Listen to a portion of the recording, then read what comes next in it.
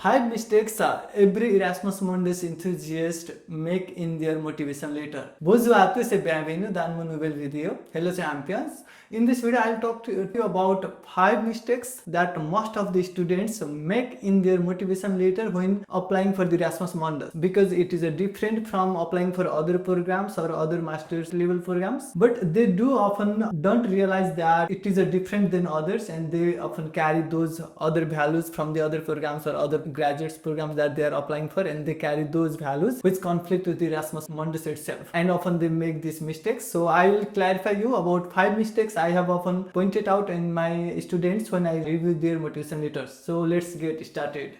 C'est parti. The very first mistakes I often get and I often review is that they don't know how to start their story. They start like saying, I'm Shiva Gyawali and I'm very interested in applying for masters in this Erasmus Mundus program. Most of the students start like this, which is a very typical or normal way of starting, maybe, I think. But this is very redundant information, because you have already told about your all the biodata, all your CV, that what your name is and which program you are applying for. All of this you are doing for that program particularly. So I don't think you need to say it again that in your motivation letter that I'm this person and I'm applying for this. So I don't like that way of starting your motivation letter. Instead, what you can do is really like start the trigger point or something, or first envision your motivation letter and envision your story, how you want to share your story, and then search for the entry point in your story, so that how you will draw your story. That way it will make, for example, for some motivation letter I am reviewing, they are really excellent that they don't start by saying I'm this and I'm that, but they say it in different way. They don't even mention their name in their motivation letter at all, instead of one place that at the end when you are signing it. So that's how I prefer to have the motivation letter. So that's the one common mistake you should avoid when you are writing motivation letter, that don't say I am Shiva Gyawali and I am very interested in applying for this program. No.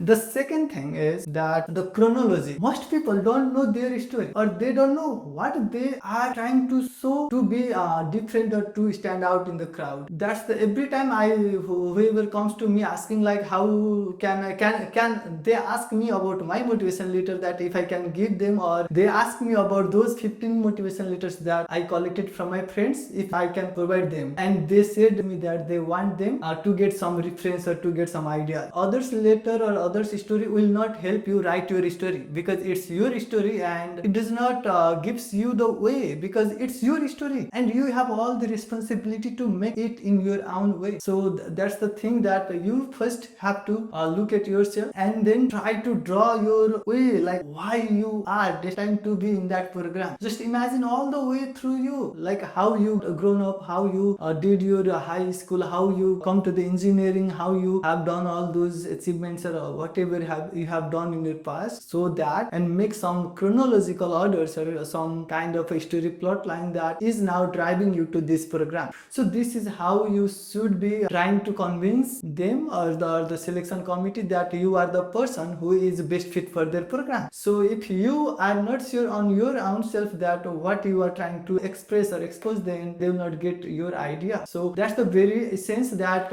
in most of the motivation letter, when we read, we don't often get the idea that what they are trying to say or what is the motivation of them actually. So all of your motivation letter from start to end should be shaped by your idea, by your values that it should follow, so that whoever is reading that letter should have the idea of the type of person you are and why you should be in the program. So that should be followed in a chronological order, that sometimes you are in your first paragraph, let's say you are talking about your education, and then again in the middle of the paragraph of the some other paragraphs you are talking about education again. That will not make the story like in the chronology of the order. So that is the one thing. If you are not sure about what you are telling about or what you are writing about, you will not have that chronology in your motivation letter, which is very essential. So work on that part first. And the third thing is, I often find people that they are not consistent with their CV, what they have expressed in their CV, and they are not very consistent with what they have in their motivation letter. Oftentimes they express less thing in CV and they express more thing in the motivation letter, and oftentimes they miss the story they should tell about, which they have mentioned in their CV. So this inconsistency sometimes leads to some kind of confusion or some kind kind of unclarity for the reviewer sometimes. So I really find that you first read your CV multiple times and then write your motivation letter, and then try to see if you have consistently applied or expressed the ideas that you have put in your CV.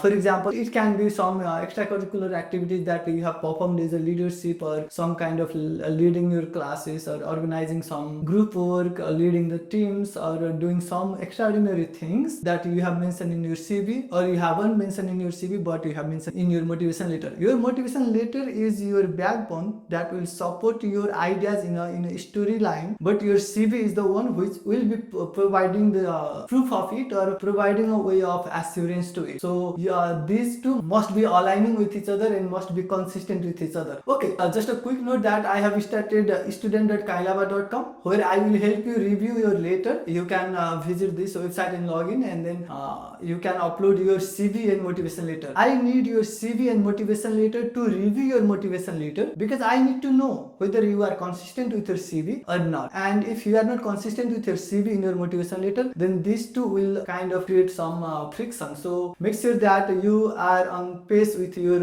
CV and motivation letter in your motivation letter. Fourth, not mistakes but most people miss in their motivation letter is they forgot about Erasmus Mundus. They know about their program now, but they don't know that, or they forget that this is a part of the Erasmus Mundus. Erasmus Mundus itself is a very prestigious experience that you often forget to mention about in your motivation letter. Why you are applying for Erasmus Mundus? There are lots of ways you can do your master's degree, and there is a one way, which is Erasmus Mundus, you can do your master's degree. So if you don't know really about what Erasmus Mundus gives you, an opportunity to collaborate with a multicultural environment, to learn and to travel the world, then you are missing something. So first, in your motivation letter, you must express your ideas on why you are particularly interested in doing your master's through Erasmus Mundus, because of all those opportunities it gives. And then you have to show that because I am this type of person, and because Erasmus Mundus gives this, so we are both on the same line, or we have that common grounds, so that I am motivated to have the Erasmus Mundus applicant. And this way you target yourself as the Erasmus Mundus for your master's program. And now within the Erasmus Mundus there are lots of programs, and you are particularly directed to this program, and now you have to express your motivation why you have chosen this program particularly out of the others, all those Erasmus Mundus programs. So this is the thing that often people got miss or got confused with, or they really don't even mention about those points or those things. So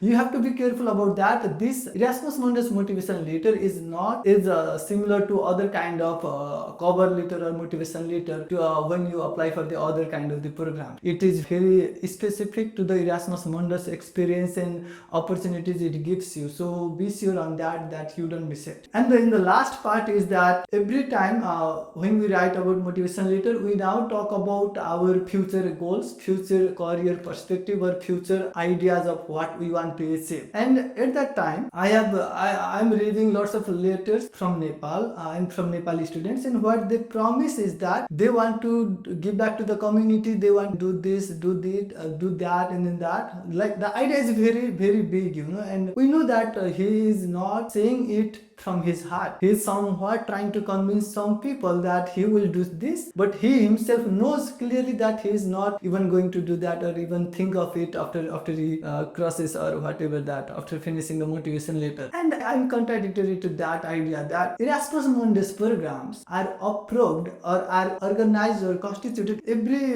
funding period for one Erasmus Mundus program ends.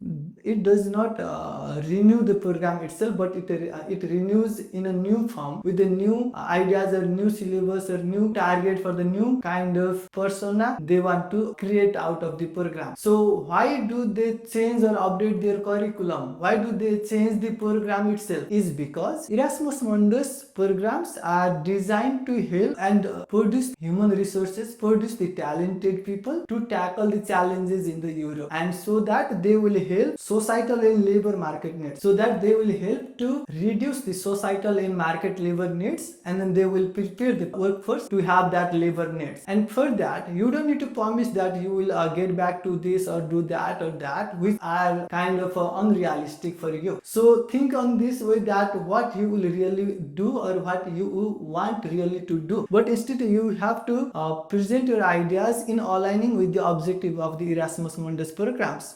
You can search for the objectives of the Erasmus Mundus programs, like what they really are or what they want to build in you, so that you can say, I will work on the same path or same foundations that Erasmus Mundus programs will give me, and then I will enhance my further career on the same line. So you can express your ideas in the similar fashion than expressing ideas which you will don't care. So that will make more sense to me than expressing ideas which you don't really care about in the future. So be sure on that, like what ideas you are expressing is your future career perspective and future career goals. These are the 5 things I wanted to share with you about the 5 mistakes that people often get in their motivation letter. I again repeat to you that you can visit student.kailaba.com if you want me to help you in reading your motivation letter, or even help you find your motivation letter. So visit kailaba.com for all your guides on everything. Visit friends.kailaba.com if you are learning French and if you are coming to the France. And thank you so much for watching this video. Share this video to your friends who are applying for Erasmus Mundus or who are learning the engineering with me. So thank you so much again for watching this to the end.